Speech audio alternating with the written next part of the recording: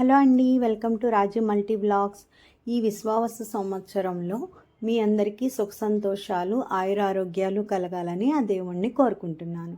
మేమైతే ఈ ఉగాది పండుగని ఎంతో ప్రశాంతంగా హ్యాపీగా సెలబ్రేట్ చేసుకున్నాము. మీరు కూడా అలాగే సెలబ్రేట్ చేసుకున్నారని అనుకుంటున్నాను. సో ముందు రోజైతే అమావాస్య వచ్చింది కదండి. సో అందుకే ఈరోజు ఉదయం లేవగానే దేవుళ్ళనన్నీ శుభ్రం చేసుకుని పూజ గదిని రెడీ చేసుకుని పెట్టేసుకున్నాను. ముందుగా చూస్తున్నారు కదా, ఈ విధంగా పూజకైతే రెడీ చేసేసుకున్నాను. ఇప్పుడు ఇక నైవేద్యాలను రెడీ చేసుకుందాము. ముందుగా పాలు పొంగించుకుని పాయసాన్ని రెడీ చేసుకుంటున్నాను. తర్వాత పులిహోర అనేది మా ఇంట్లో అందరికీ ఫేవరెట్. ప్రతి పండక్కి ఖచ్చితంగా పులిహోర చేయాల్సిందే. అంతేకాదు, దేవుడికి నైవేద్యం అంటే పులిహోర, గారెలు, పాయసం ఇవే కదండి సమర్పిస్తాం. సో పులిహోర అనేది రెడీ అయిపోయింది. ఇప్పుడు గారెలు అనేది ప్రిపేర్ చేసుకుందాము. గారెలు కూడా రెడీ అయిపోయినాయి కదా, నైవేద్యాలు రెడీ చేసేసుకున్నాను. తర్వాత గారెల్లో తినడానికి చట్నీ అనేది రెడీ చేసి పెట్టుకున్నాను. నెక్స్ట్ ఇంకా ఉగాది పచ్చడి ప్రిపేర్ చేసుకుందాము. ఈ ఉగాదికి స్పెషల్ ఏంటంటే ఉగాది పచ్చడి మా పిల్లలు ప్రిపేర్ చేశారండి. నేను అన్నీ రెడీ చేసి పెట్టాను.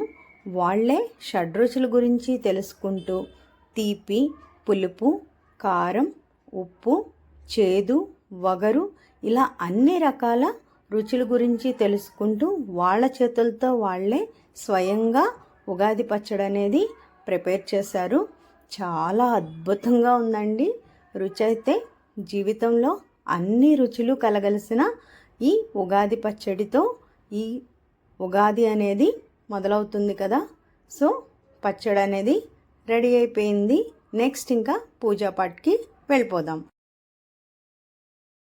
ఈ ఉగాదికి నేను సరికొత్తగా మొదలుపెట్టినది శివలింగం అనేది పెట్టుకున్నానండి ఇంట్లో. స్ఫటిక లింగము.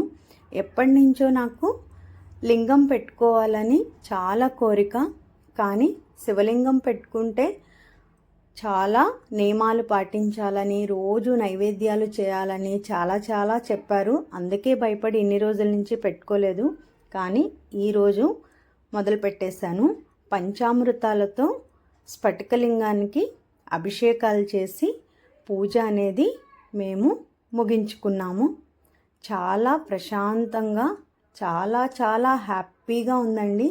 ఎన్నాళ్ళ నుంచో అనుకుంటున్న నా కోరిక తీరిపోయింది.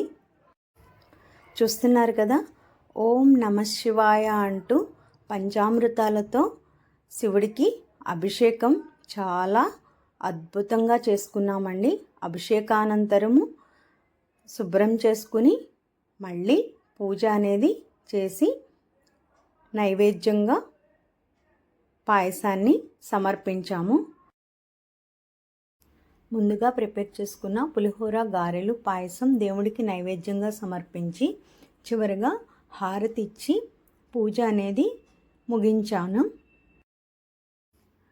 ఇప్పుడు షడ్రుచులు కలగలిసిన ఉగాది పచ్చడిని తిని ఆ రుచిని ఎంతో ఆస్వాదించాము.